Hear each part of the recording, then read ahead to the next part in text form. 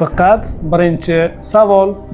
Navoiyda eng ko'p qaysi muammo haqida gapiriladi?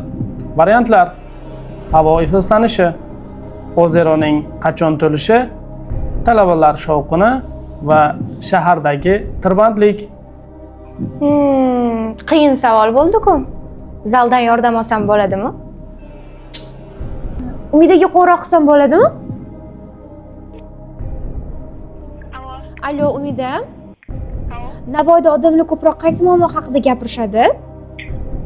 Jinimizdan unga undan ham ko'p problema borki, hamma 17 ishlab o'tirgan payt mana dars 16 o'rgandim.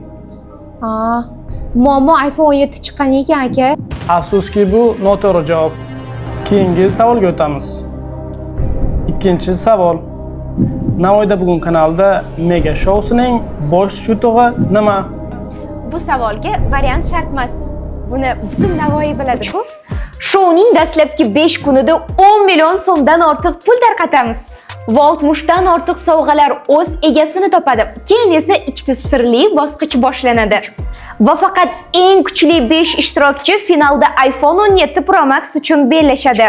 Do'stlar, hoziroq kommentda birinchi savolga javob yozing. Navoiyda bugun Mega Showsi boshlandi. Imkoniyatni qo'ldan boy bermang.